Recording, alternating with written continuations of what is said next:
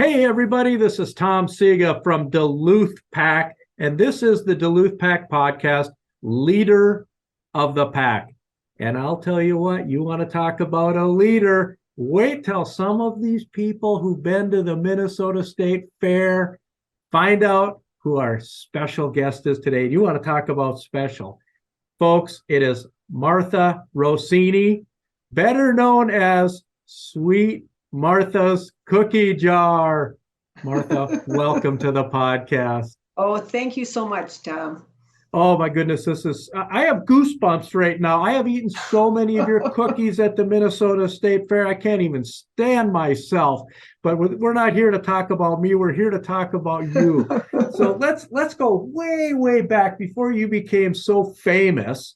And tell us all about where did you grow up and what was your childhood like and where did you go to school and all that good stuff? Okay. I actually grew up in St. Paul, Minnesota. On North Dale was sort of the neighborhood that I was closest to, which happens to be very close to the Minnesota State Fair. So it was truly part of my growing up that we would attend the fair as young as we could go. And usually I was bringing along, 4 or 5 of my younger siblings. And so we always went to the fair. And, at that time, who would not have wanted to have a booth at the Minnesota State Fair? We saw what happened in those 12 days and just went, boy, this would be something really fun, if ever. I mean, that was just a pipe dream. Had no idea what direction I was going to ever go, but just totally loved the Minnesota State Fair. And so growing up, did you have a family that was entrepreneurs? I mean, you became this entrepreneur, but was that like in the family genes? Well, to some extent, my grandfather, who was an immigrant from Italy, had his own grocery store right down by the cathedral downtown St. Paul. And we were always, I guess, even growing up, doing little carnivals in the backyard and having lots of fun making up businesses that way, which I've never really thought about until you brought that up. It always was something that, was fun doing. So it was really part of our childhood. So I know that you got into the business and there was a couple of partners that you had, but Sure. it didn't start out all about cookies. This was, well, let's even go back because you weren't even in the entrepreneur business. You were a school teacher. That's exactly right. I went to St. Teresa's in Winona, Minnesota, and I got my degree in elementary education and art. And so when I graduated, I first started teaching art out in the Burnsville School District for about 10 years. And then I continued my teaching at Highland Catholic School in St. Paul when my children were old enough to go to school. I took a little break and had these 2 wonderful kids. And when they went to Highland Catholic, then I happened to volunteer, and there I was, then became the art teacher at Highland Catholic School, which is in St. Paul also. And how did this yogurt shop come about? Well, my husband, Gary, and I, at the time, were meeting with people, had friends that were down in Chicago, and there was like a frozen yogurt shop, and this is like in about 1978. And in Chicago, they were having this frozen yogurt shops. So we went around and actually went to Madison, Wisconsin, and there was a yogurt shop there. We went to Chicago, saw the yogurt shop there because there were friends of ours that were down there. And so we thought, that would be a great idea to start a frozen yogurt shop down in Minneapolis, where we chose a place on 7th and Hennepin. And because that had a huge walk by of traffic back in those days, still does, I think. And so we opened up a shop there, and then we started in 78 with the frozen yogurt, and then along the way, one of Gary's very good friends from his high school was Neil O'Leary. And so he was actually working down the block on Hennepin Avenue. And so he ended up joining us as selling hot dogs in our frozen yogurt shop. So Neil has been with us from pretty much the very beginning. And then what happened is he ended up meeting his wife, Brenda, from Champaign, Illinois. And then, of course, when they got married, I finally had another soul sister, Brenda, so it was Gary and I and Brenda and Neil. And we were right down there on 7th and Hennepin with our frozen yogurt. Then you ask, well, how did you get into cookies from frozen yogurt? Well, along the way, we realized how much people enjoyed on top of their frozen yogurt. They liked having cookie crumbs. So at this time was just the time that Famous Amos chocolate chip cookies came out. And we had tried those. I had tried those in Chicago. And of course, I love chocolate chip cookies, and I love the idea of sprinkling those on top of the frozen yogurt. So we ended up getting those cookie crumbs from Nutley, New Jersey, and from Famous Amos. So we started that on the frozen yogurt. And so sure enough, then our customers down at the yogurt shop are like, well, why don't you sell the cookies? And I said, well, I don't know if, people would want to buy the cookies too. And then I went, well, what the heck? We'll order in a case of cookies and see how that goes. Sure enough, people love buying the cookies. So that sort of was, well, they sure like these cookies. So, and it was sort of one of the first more gourmet chocolate chip cookies that you could get, unless you went to maybe a bakery and bought cookies. And the one thing about them too, are they were those small cookies. They weren't really big cookies that you used to purchase in a bakery. So we had also heard about a place down in, I think it was San Diego or San Francisco, where it was like Pier 29 or something down by the water. And they were selling cookies there in cones. And we also had one of our workers from Minneapolis work for us. He was a dancer, and he went out to New York City, and there he saw cookies being sold in a cone also. And I went, oh my goodness, that's such a great vehicle for selling cookies, because they can't just take their cookies and then put them in a pack and put them in their purse. You'd have this whole marketing thing going, because they'd have to hold that cone and be eating them. And it was perfect advertising when they're walking around the fair. So that's how we came up with the cone of cookies. Holy cow.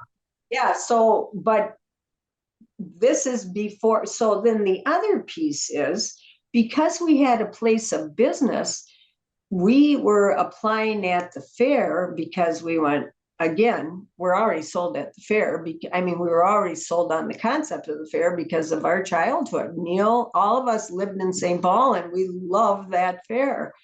So little did we know when we applied to have our cookies. Well, it wasn't necessarily cookies. At first, we were applying with our frozen yogurt. The fair, actually, people from the fair, unbeknownst to us, came out and checked out our shop. So that was sort of key in them evaluating the way we were doing business, if they would actually want us to be at the Minnesota State Fair. So, and again, we didn't even know that we were being looked at. So turns out about 3 weeks before the fair, that was in like 79, they had someone that canceled at the last moment. So they called and they said, well, would you like to come to the fair? And I'm thinking, I know, frozen yogurt like the back of my hand. And I'm like, oh, because we had applied for that. And but we also just threw in an application for cookies, thinking about how great Famous Amos was doing. So they said, I said, oh, and so you're thinking about the frozen yogurt, and they said, oh no, we want you to bring your cookies. I'm like, okay, sure, we're doing the cookies. Yes, we're doing the cookies. And you're like, oh goodness, how are we going to do this? Yes, in like 3 weeks. Seriously, or maybe it was a month. It was like crazy. But if the fair beckons, you don't say no, you know. So needless to say, we were definitely scrambling, putting everything together. The guys got a bunch of wood and we're putting together, they called it a stick shop, it just, they built it out of wood. So they were building this booth in the backyard. And then meanwhile, I was like, I got the recipes from all the mothers that were Gary's mom and Neil's mom and, my mom, and we're like putting this all together. And I was looking at the recipes. I went to my dad. He had connections in the public schools. He was a principal in public schools in St. Paul. So he got me in with, at the time, now it's called St. Paul College, was the Votech, and who was the chef there. So he had me go meet with that person, because you really can't multiply a recipe by 1,000 without taking into account, the molecular structure and friction and all those kind of things that we need a food scientist to really do. Okay, so luckily my dad steered me there and they were able to help me multiply the recipe to bigger numbers. So, Martha, can I ask you a question yes. here? Yes. At that time, were you still teaching as well? Oh, yeah. But see, it worked out great because, you teach during the school year and you have the summers off. So, and as we sort of went along, my principals became very nice and kind and would allow me to maybe have off a day or two. When I first started with the fair, after Labor Day, I had to teach the next day. Well, I had to tell you, when I was in the art room, I'd say, okay, guys, I've been at the fair for like 10 days, so let's really keep the level of talking, because they were working on art and I let them talk and all that. But I said, let's just keep it down a little bit more for me the day after the fair. But then as we went on, some of my principals, they allowed me to take a few more days off instead of going directly into teaching. So yeah, and I taught until like, I think it was about 2008, 2010. I continued teaching all the way through. I love teaching. I love teaching art, and I love teaching those little kids. I love it. It's just so much fun, But Sweet Martha's cookie jar became this whole beast unto itself. That's right. But the idea of working with kids just made everything, it was my teaching that really helped me work and get all these kids to come and work for us, so it was really, teaching really was a good precursor to working at the fair. So you get into the fair 1979, correct? That's right. That's your first year. Right.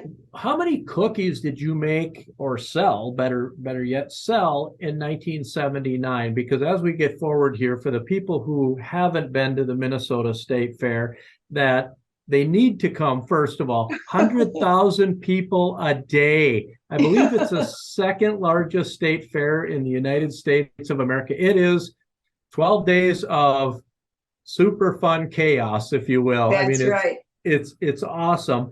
How many cookies did you sell in year one? Well, I do have a hard time telling you that because I really don't quite know. I guess I could figure that out. I do know though that when we first started, we were in that little stick stand from 78 to 1982, where we built a trailer that was sitting right outside the food building. So we operated out of that until 1992 when we got our first booth and we could have those rack ovens in there. And it was actually a permanent stand. It was so nice to have a roof over your head that was permanent. And we didn't have to move all the stuff around every time we wanted to do something. So it was really nice. And in that booth, we were able to get more rack ovens. And then the grandstand booth was put up in probably, it was like 2003 for our grandstand booth. And then just recently, our last booth that we built was the one up on Machinery Hill. I still call it Machinery Hill, up on the hill. And that was about, 6 years ago. So then we now have these 3 stands with all these rack ovens. So starting with those 200 cookies in 12 minutes, now when you see those weekends, we've got all those lines. We can make about 44,000 cookies in 12 minutes. So it's really, blossomed. And we just had to keep up with the big appetite of those Minnesota State Fair goers that like cookies. So we just kept putting in and buying more ovens. And we sort of for years would take the money we received for that year and just put it right back into buying more equipment, because some of those ovens are, they're more expensive, than just, my little easy baked oven I had when I was little. So, folks, if you heard what Martha just said there, and our very special guest today is Martha Rossini from Sweet Martha's Cookie Jar at the Minnesota State Fair, and it's blossomed beyond that. We'll get to that in a while. But I don't know if you heard what she just said. They make 44,000 cookies every 12 minutes.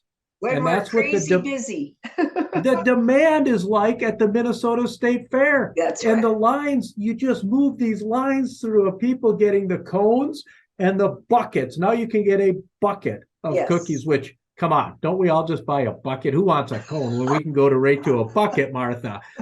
And also, folks, if you want to learn the story and you want to see all about Martha and how this started and the whole story, everything, you can go to sweetmarthas.com and you can read all about this on your own prior to going to the 2023 Minnesota State Fair, where you can actually go and taste and buy and eat some of these cookies, which everybody leaves with them. Martha, when you started, how many employees did you have?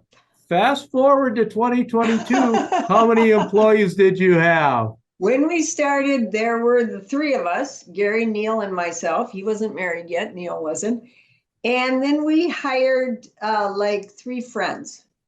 And that's what we did for those first years. Then now, our last fair, we always aim for about 850 employees. And of course, we're there all the time too. So, but it's really, we are, starting our scheduling in February, and start working on getting our people to come and work for us. So Katie is our right-hand person, and she grew up right across the alley from my home. And so I've known her since she was 12, and she actually babysat my kids. But she is just unbelievable at getting this group together. And we just seem to be starting earlier and earlier every year to make sure that we have enough people to help us. So making chocolate chip cookies in a 12-day period, you went from 3 employees. And folks, did you hear that? 850 employees. You know the logistics, and I do want to jump into that a little bit, Martha, on logistics. How many semi-loads of chocolate chips do you have to buy? How many? How about? Let's talk about eggs. Yes, we can talk about these things because I actually have some answers for you there. So I've got my cheat sheets right here are my cheat sheets. So, like for instance, the eggs, because I asked my suppliers exactly how much, we have Gregory's Foods that supplies us with all our ingredients, and they're delivered every night about 2 a.m. because it's so crazy busy to come early in the morning, even there. It's better to come in the middle of the night when everyone's gone and they can just pull up. And they usually drop off for each stand about 9 pallets of ingredients. So the other thing is you brought up about the eggs, and you need approximately 58,000 hens to lay enough eggs to keep up with your daily production. Or, like, if you want to hear it another way, there's about 3,500 medium shell eggs daily. So that's how much we go through approximately per day. The other thing people always want to know about the chocolate chips, and of course that's my favorite ingredient myself. So we go through per fair about 58 tons of chocolate chips. So we go through. That's why we need such support from everyone to make this happen, and it's just amazing how everyone works together and gets this done. The other thing that I hadn't been asked before, but you wanted to know about how many gallons of milk we go through a fair. So I go through all my invoices, and I had never done this before, but I found out that we go through about 6,000 gallons of milk during the fair. So, and we love those cows then, we see them down at the barns, and we just really appreciate having those cows around to help us with this production. But yes, so about 6,000 gallons of milk for the 12 days at the fair. That is incredible. In fact, that question came from one of our employees here when I was so excited today. I'm running around the company telling everybody who I'm interviewing today on the podcast, and they said, well, yeah, but it's more than just the cookies. You turn the corner and you got to buy the milk too. That's and right. They said, how much milk does Martha go through? So that was one of our employees being very excited. Martha, let's talk about some of the business end of what you have to accomplish here. So the cookies, come on, it's iconic. Millions of people know about Sweet Martha's cookie jar and your cookies, the buckets of cookies and the cones of cookies. But let's talk about a little bit of the legalities that goes into putting together a business and a food business like yours. What kind of hoops do you have to jump through legally to sell food at a fair? Well, there is, of course, the health license that you need to purchase. And by doing that, then the health department will come down. And actually, because we are a bakery, we don't use the regular health department. We actually use the Department of Agriculture.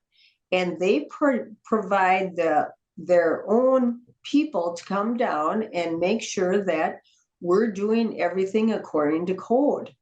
And they visit us almost daily. And we get, feedback from them on whatever we're doing. So, and luckily, the last year, it was like one of the first years, I think we scored like 99% on, I know, I was just astounded. Every single booth got such a great score, but that, again, is a tribute to all these great people that are working for us and keeping everything, besides running, everything as clean and neat as you possibly can. Martha, I want to talk a little bit about the vision for your company, because it has absolutely exploded over the years. and has become so iconic, beyond the state of Minnesota. But before we get into the vision of that, one of the things you said was our customers mention this and our customers mention that. And it's just interesting you say that, because I know we talk about that a lot, that we always say the smartest people we know are our customers, right? They'll let you know what's on their mind. And you had mentioned that about, what about cookies at your frozen yogurt stand, and some other things there. From those types of ideas, and where were your visions early on in the business? We'll get to where they are now and where you want to go with it in the future. But early on, how did you put together your vision for the company, and did it exceed your vision that you originally had?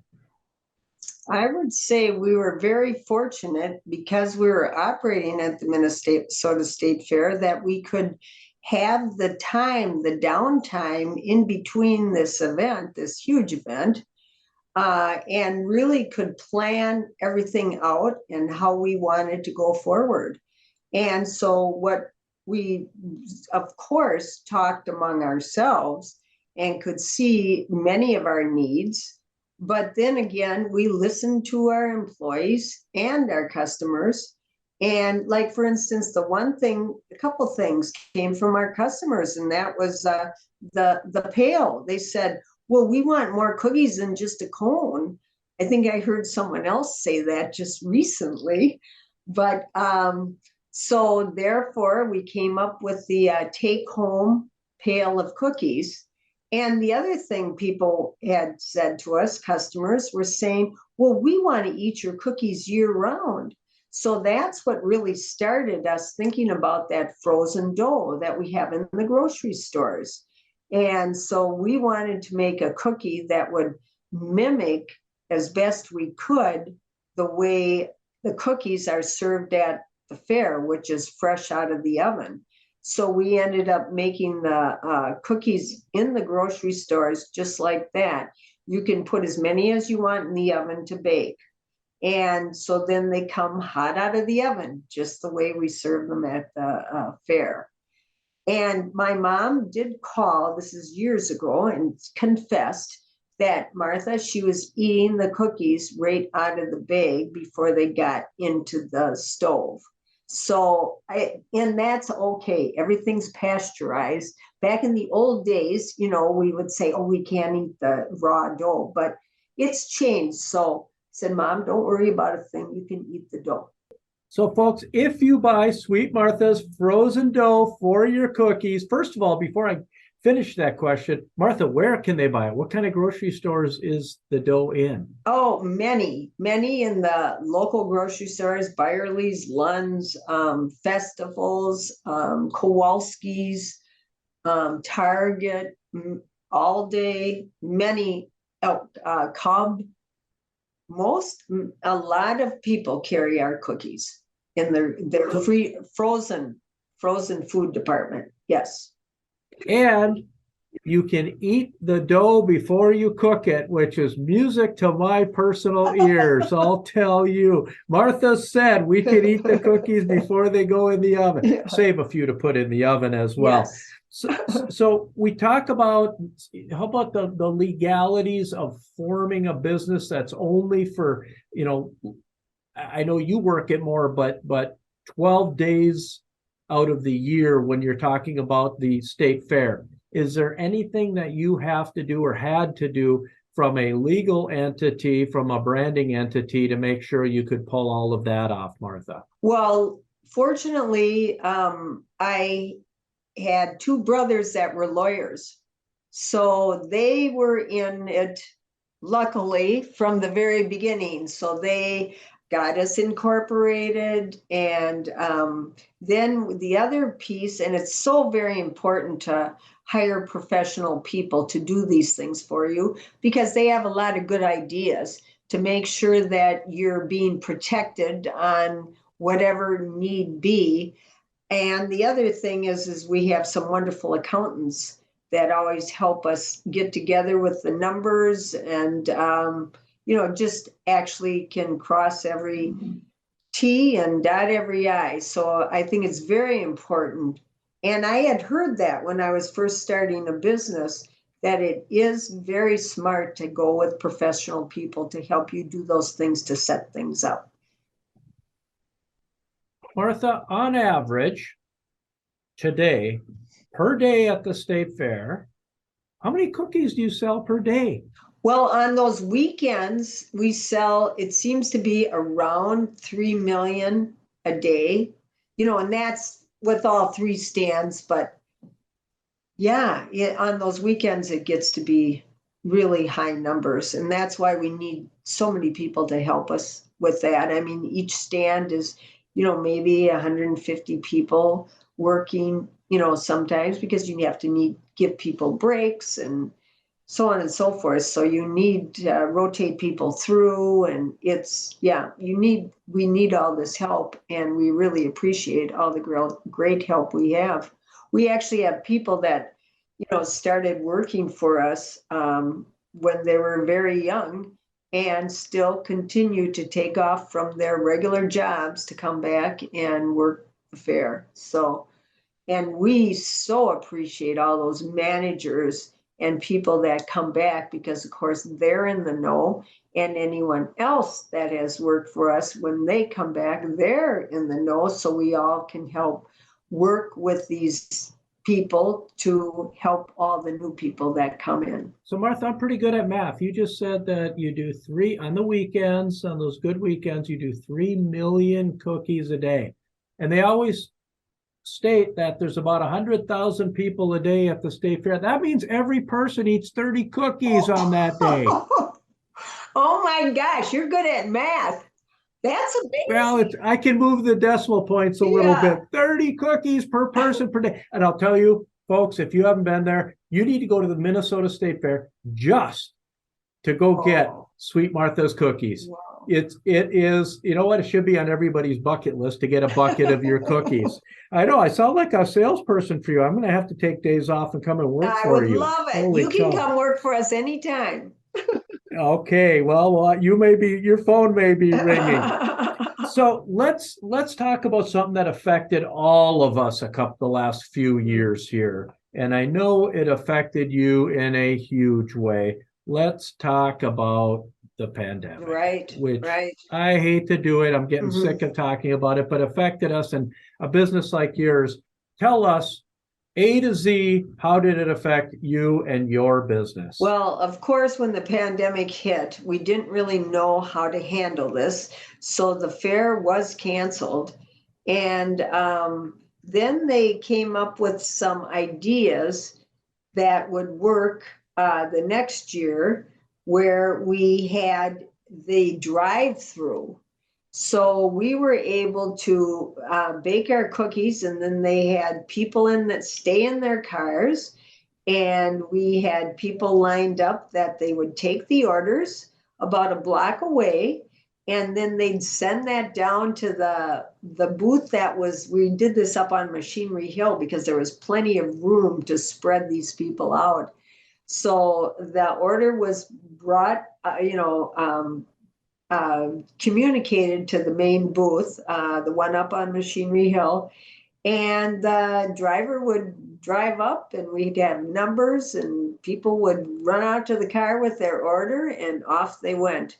So it was unusual. I go, how are we going to do this? How is this going to happen? And then I just went, well, it's sort of like parcel pickup. You just get your number, and then have that in your car, and then we could just give them their order, and away they went. So we were able to satisfy some of those cookie lovers during that time at the fair. So that was really a lot of fun.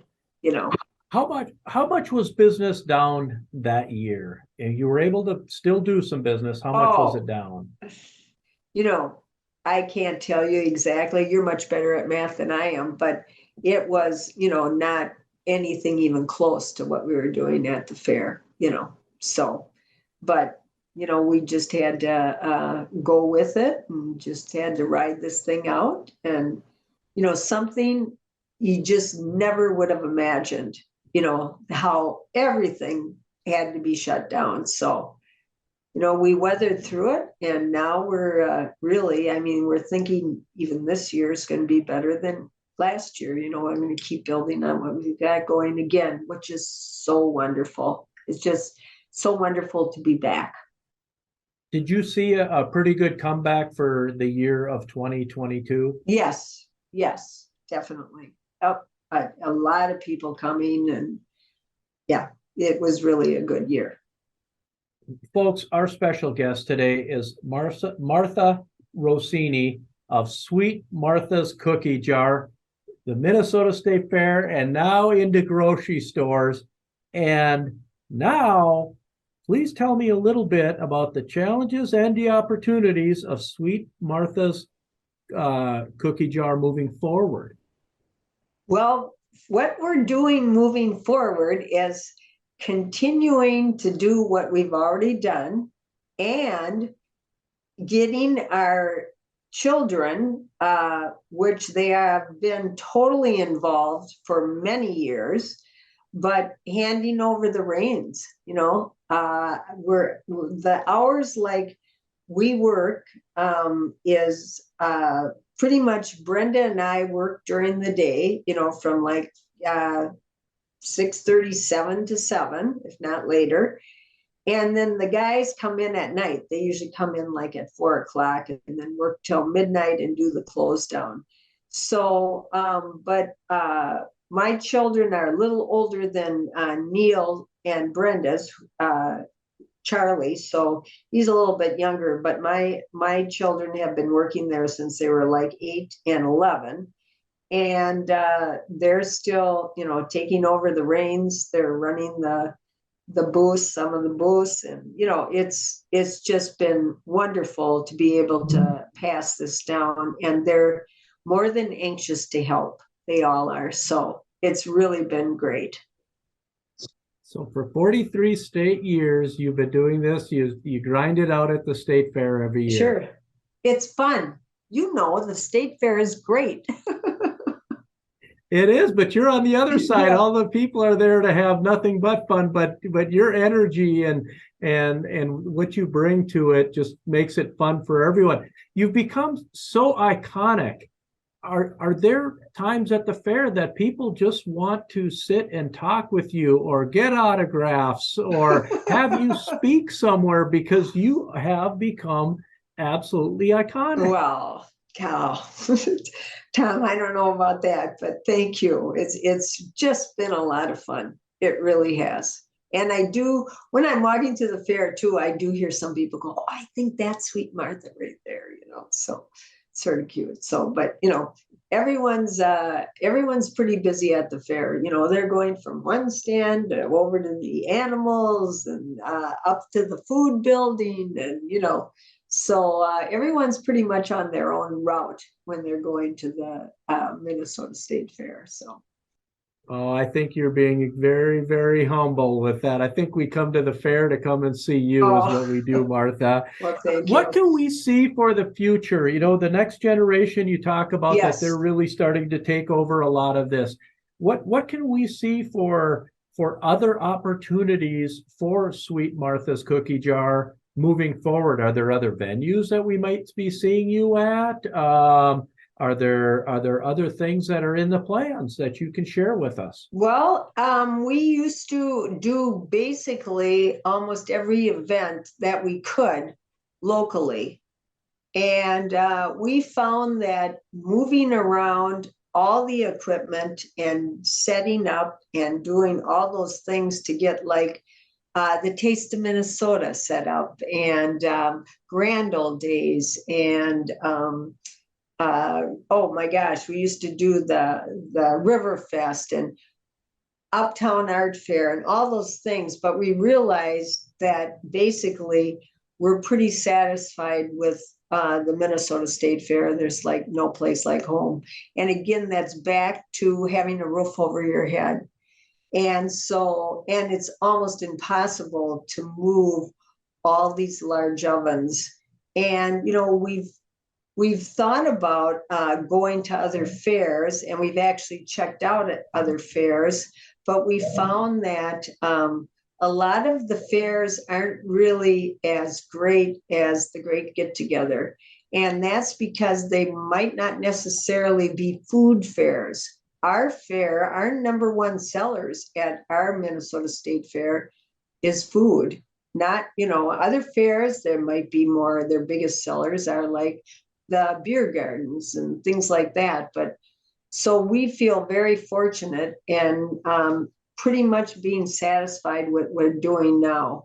And we are just thrilled to keep those numbers of our frozen dough is doing quite well now too.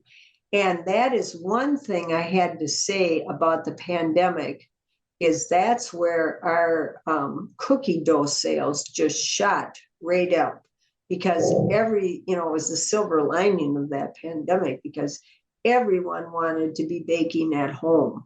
And this was a way to get that homemade taste, without having to go through much work, So that really was a bonus for us with the pandemic.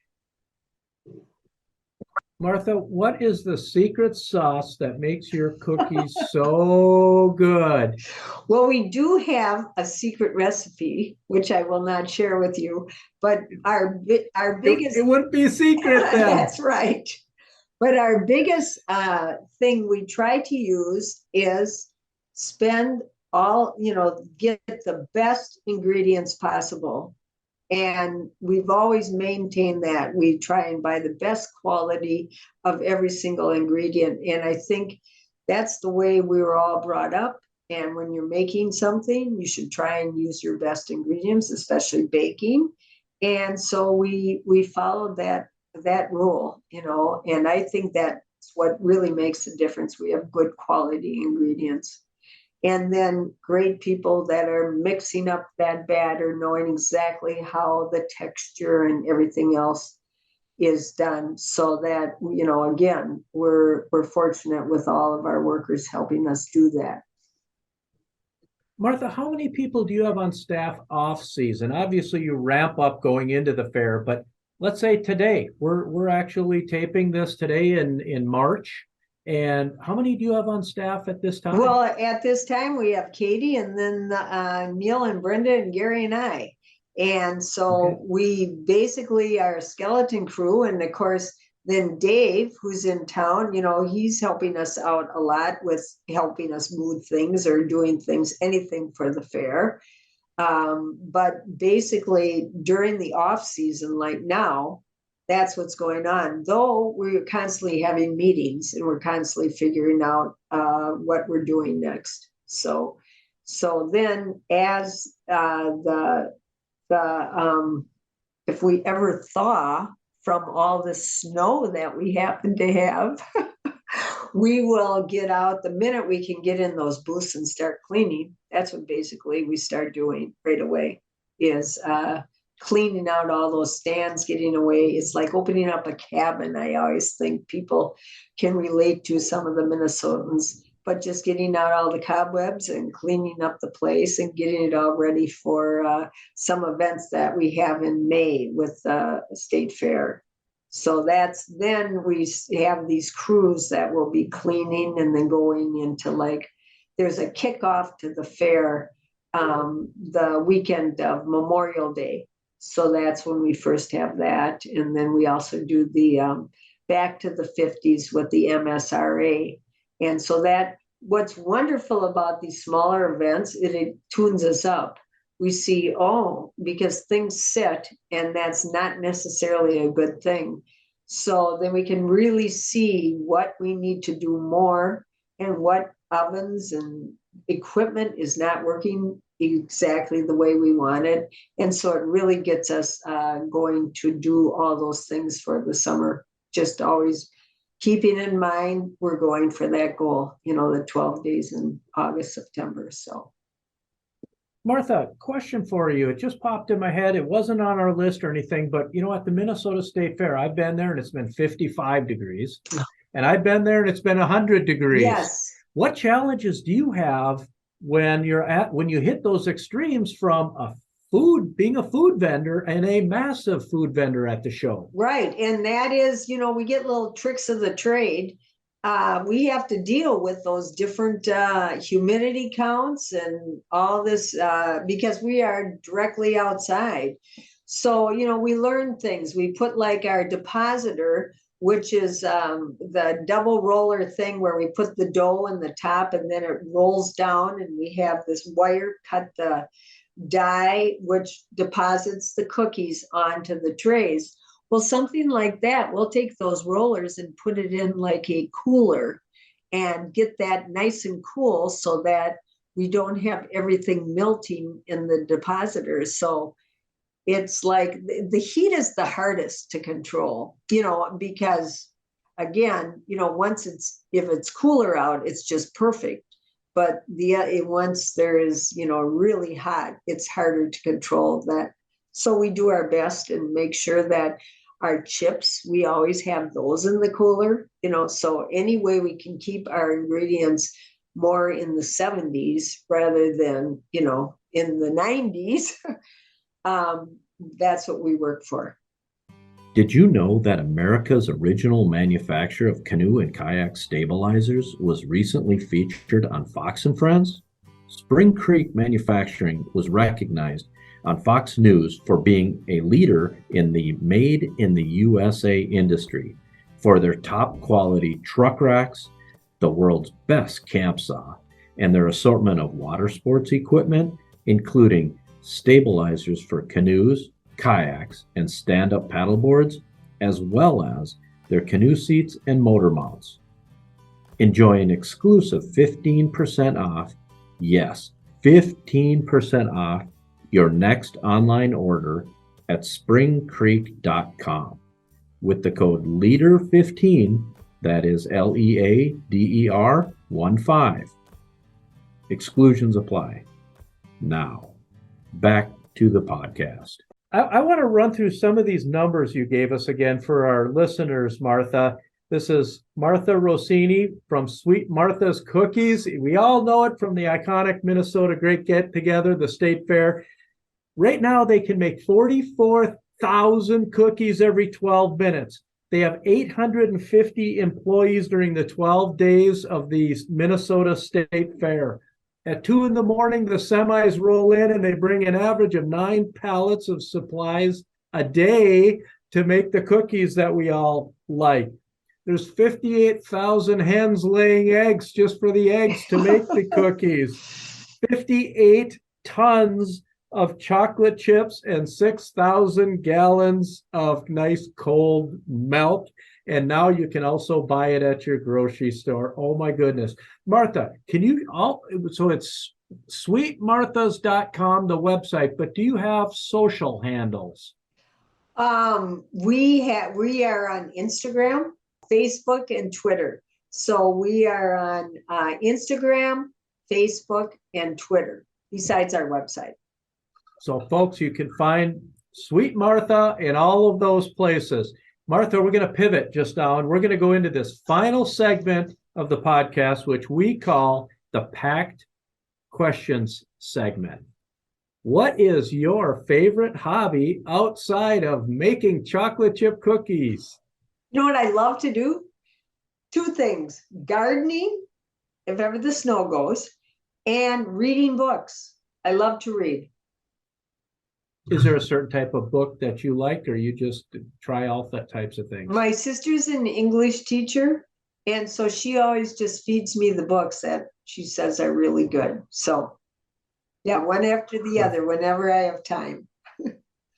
Where is the favorite place that you have ever traveled? Italy. We had relatives in Italy, and most of them have now passed, but that's where my dad's parents, my grandpa and grandma came from Italy. So where in Italy? We're in right outside of Lucca was Guamo, which was a small village, and that's in more Tuscany. So that's where our roots are. And Martha, what is the greatest piece of life advice you have ever received? I would again say this is from my dad, and he would give this saying many a times. It was sort of drilled into us, and that is sort of 3 points. If money is lost, nothing is lost.